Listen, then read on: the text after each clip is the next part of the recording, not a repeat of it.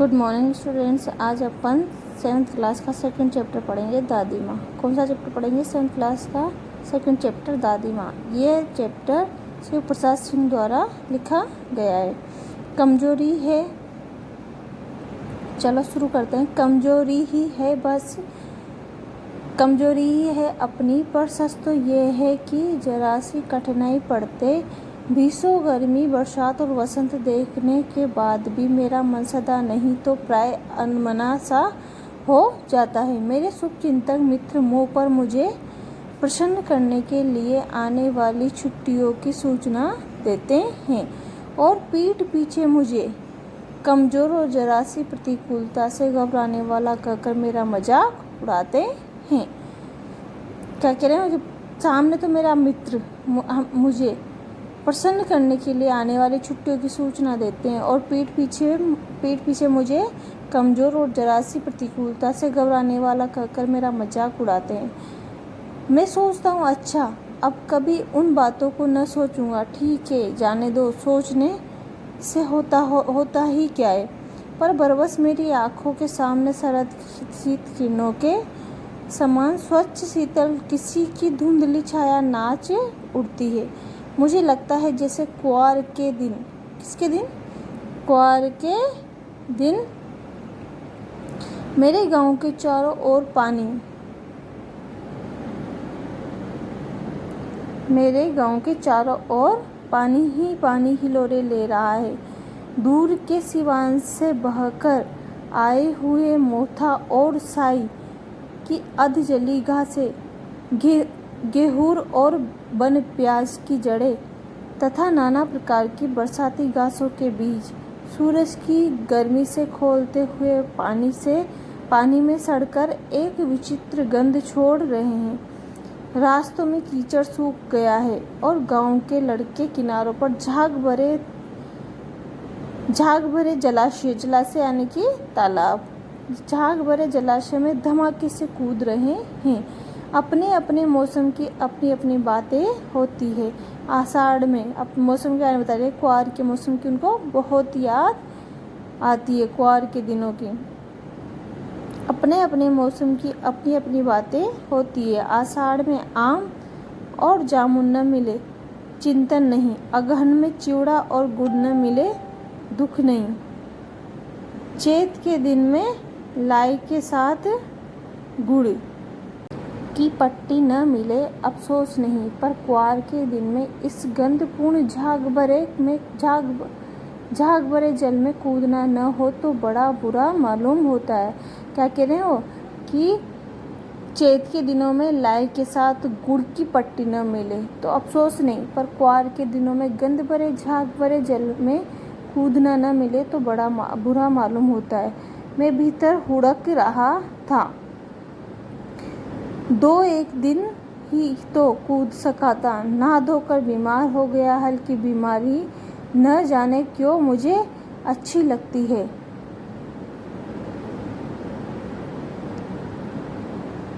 थोड़ा थोड़ा जोर हो, सर में साधारण दर्द और खाने के लिए दिन भर नींबू और साबू, लेकिन इस बार ऐसी चीज नहीं थी।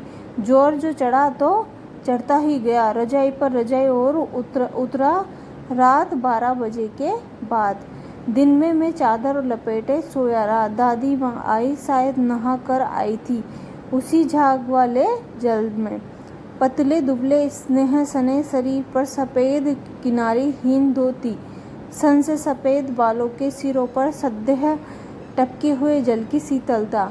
आते ही उन्होंने सर पेट छुए, आंचल की गांठ खोल किसी अदृश्य शक्तिधारी के चबूतरे की मिट्टी मुंह में डाली, माथे पर लगाई। दिन रात चारपाई के पास बैठी रहती, कभी पंखा जलती, कभी जलते हुए हाथ पैर कपड़े से सहलाती,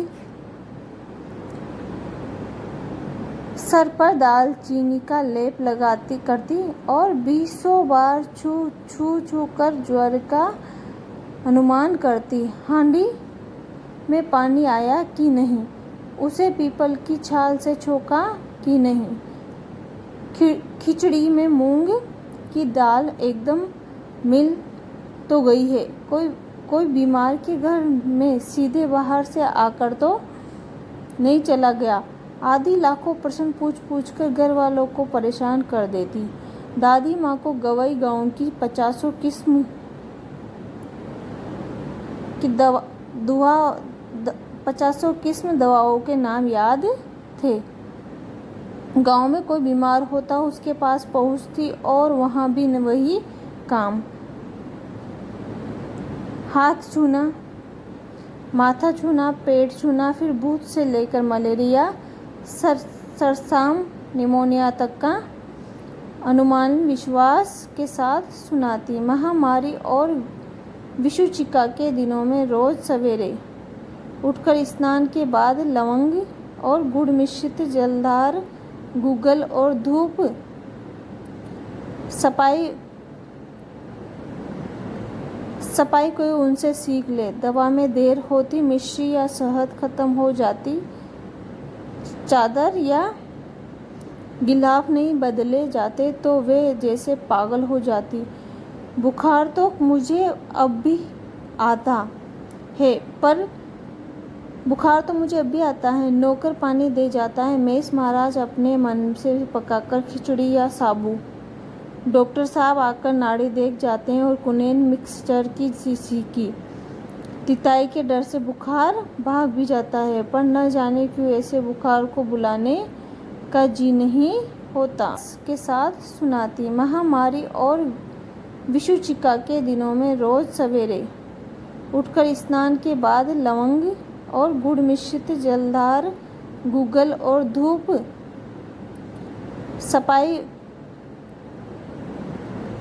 सफाई कोई उनसे सीख ले। दवा में देर होती, मिश्री या शहद खत्म हो जाती, चादर या गिलाफ नहीं बदले जाते तो वे जैसे पागल हो जाती।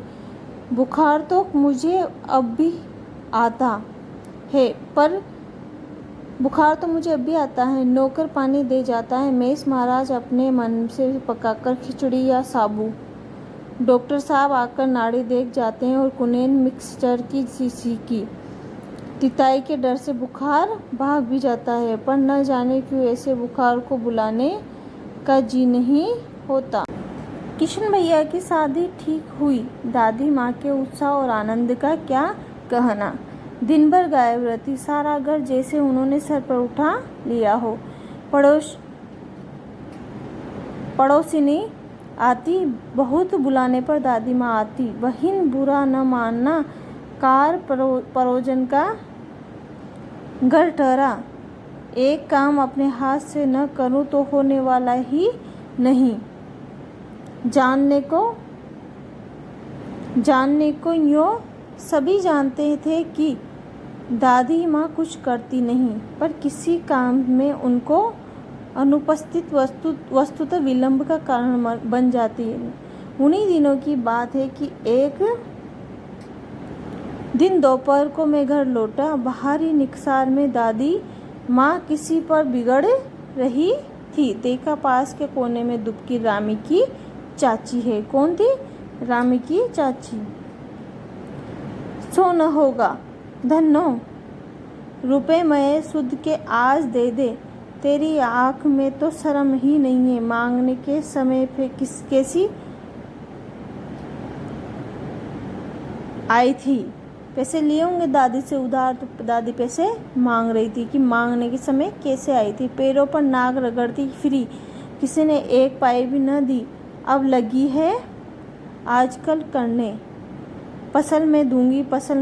अब क्या तेरी खातिर दूसरी फसल कटेगी। ढूंगी मालकिन रामी की चाची रोती हुई दोनों हाथों से आंचल पकड़े दादी माँ के पैरों की ओर झुकी। क्या कहा रामी की चाची ने कि ढूंगी मालकिन उसके पैर पकड़कर पैरों की ओर झुकी। बिटिया की शादी है, आप न दया करेगी तो उस बेचारी का निस्तार कैसे होगा। हट अभी नहा के आ रही हूँ। दादी माँ पीछे हट गई। जाने दो दादी, मैंने इस अप्रिय प्रसंग को हटाने की गरज से कहा।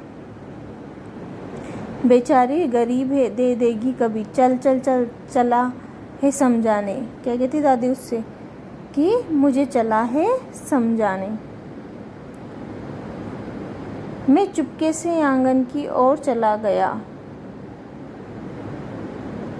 कई दिन बीत गए, मैं इस प्रसंग को एकदम भूल सा गया। एक दिन रास्ते में रामी की चाची मिली। वह दादी को पूतो फलो दूधो नाव का आशीर्वाद दे रही थी। क्या आशीर्वाद दे रही थी रामी की चाची? दादी पूतो फलो दूधो नाव का आशीर्वाद दे रही थी। पूछा, क्या बात है धन्नो चाची? तो उसने विहल होकर कहा, उरीन हो गई बेटा, भगवान भला करे हमारी मालकिन का। कल ही आई थी, पीछे का सभी रुपया छोड़ दिया, ऊपर से 10 रुपए का नोट देकर बोली, देखना धन्नो, जैसे तेरी बेटी है वैसी मेरी 10-5 के लिए हंसाई न हो। देवता है बेटा, देवता। उस रोज तो बहुत डांट रही थी। मैंने पूछा, वो तो बड़े लोगों का काम है बाबू, रुपया देकर डांटे भी न तो लाभ क्या। मैं मन ही मन इस तर्क पर हंसता हुआ आगे बढ़ा। किशन के विवाह के दिनों की बात है। विवाह के 4-5 रोज पहले से ही औरतें रात रात भर गीत गाती। विवाह की रात को अभिनय भी होता है। ये प्राय एक ही कथा का हुआ करता है। उसमें विवाह से लेकर पुत्रोत्पत्ति तक के सभी दृश्य दिखाए जाते हैं। सभी पाठ औरतें ही करती हैं। मैं बीमार होने के कारण बारात में न जा सका। मेरा ममेरा भाई राघव दालान में सो रहा था। वो भी बारात जाने के बाद पहुंचा था। औरतों ने उस पर आपत्ति की। दादी माँ बिगड़ी, लड़के से क्या पर्दा, लड़के और ब्रह्मा का मन एक सा होता है। क्या है पूछ? तुम रोती थी? दादी माँ मुस्कुराई। पागल, तूने अभी खाना भी नहीं खाया न? चल चल, धोती तो बदल लो। दादी माँ, मैंने कहा मुझे सर्दी गर्मी नहीं लगती बेटा। वे मुझे खींचती रसोई में ले गई। सुबह मैंने देखा 4-5 पर बैठे पिताजी और किशन भैया मन मारे कुछ सोच रहे हैं। दूसरा चारा ही क्या है। बाबू बोले, रुपया कोई देता नहीं है। कितने के तो अभी पिछले भी बाकी है। वे रोने से हो गए। रोता क्यों है रे? दादी माँ ने उसका माथा सहलाते हुए कहा। मैं तो अभी हुई। उन्होंने संदूक खोलकर एक चमकती सी चीज निकाली। तेरे दादा ने यह कंगन मुझे इसी दिन के लिए पहनाया था। उनका गला भर आया। मैंने उसे पहना नहीं, इसे सहेज कर रखती आई हूँ। ये उनके वंश की निशानी है। उन्होंने आंसू पोंछ कर कहा, पुराने लोग आगा पीछा सब सोच लेते थे बेटा। मुझे भी पास ही एक चारपाई पर चादर उड़ाकर दादी माँ ने चुपके से सुला दिया था। बड़ी हंसी आ रही थी। सोचा कहीं जोर से हंस दूं, भेद खुल जाए तो निकाल बाहर किया जाऊंगा। पर भाभी की बात पर हंसी रुक न सकी और भंडाफोड़ हो गया। देबू की माँ ने चादर खींच ली। कहो दादी, ये कौन बच्चा सोया है? बेचारा रोता है, शायद दूध तो पिला दूं। हाथापाई शुरू हुई। दादी माँ बिगड़ी, लड़के से क्यों लगती है। सुबह रास्ते में देबू की माँ मिली। कल वाला बच्चा भाभी। मैं वहाँ से जोर से भागा और दादी माँ के पास जा खड़ा हुआ। वस्तुतः किसी प्रकार का अपराध हो जाने पर जब हम दादी माँ की छाया में खड़े हो जाते, अभेदान मिल जाता। होता है ना, ऐसे बच्चे गलतियाँ करते हैं, दादी माँ के पल्लों में जाके छिप जाते हैं। स्नेह और ममता की मूर्ति दादी माँ की एक एक बात आज कैसे मालूम होती है। परिस्थितियों का वात्य चक्र जीवन को सूखे पत्ते सा कैसा नचाता है, इसे दादी माँ खूब जानती है। दादा की मृत्यु के बाद से ही वे बहुत उदास रहती थी। कब से? दादा की मृत्यु के बाद से बहुत उदास रहती थी। संसार उन्हें धोखे की टट्टी मालूम होता। दादा ने उन्हें स्वयं को धोखा दिया। वे सदा उन्हें आगे भेजकर अपने पीछे जाने की झूठी बात कहा करते थे। दादा की मृत्यु के बाद कुकुर मुत्ते की तरह बढ़ने वाले मुंह में राम बगल में छुरी दोस्तों की शुभ चिंता ने स्थिति और भी डामाडोल कर दी। दादा के श्राद्ध में दादी माँ के मना करने पर भी पिताजी ने जो अतुल संपत्ति वेद की वह घर की तो थी नहीं। दादी माँ अक्सर उदास रहा करती थी। माघ के दिन थे, कड़ाके का जाड़ा पड़ रहा था। पछुआ का सन्नाटा और पाले की शीत हड्डियों में घुसी पड़ती। शाम को मैंने देखा दादी माँ गीली धोती पहने कोने वाले घर में एक संदूक पर दिया जलाए हाथ जोड़कर बैठी है। उनकी स्नेह कातर आंखों में मैंने आंसू कभी नहीं देखे थे। मैं बहुत देर तक मन मारे उनके पास बैठा रहा। उन्होंने आंखें खोली। दादी माँ, मैंने धीरे से कहा, क्या है रे, तू यहाँ क्यों बैठा है? दादी माँ, एक बात पूछूं, बताओगी ना? मैंने उनकी स्नेहपूर्ण आंखों की ओर देखा। उनकी स्नेह कातर आंखों में मैंने आंसू कभी नहीं देखे थे। मैं बहुत देर तक मन मारे उनके पास बैठा रहा। उन्होंने आंखें खोली। दादी माँ, मैंने धीरे से कहा, क्या है रे, तू यहाँ क्यों बैठा है? दादी माँ, एक बात पूछूं, बताओगी ना? मैंने उनकी स्नेहपूर्ण आंखों की ओर देखा। सचमुच मुझे दादी माँ साफ भ्रष्ट देवी सी लगी। कैसी लगी दादी माँ उस टाइम? देवी सी लगी। धुंधली छाया विलीन हो गई।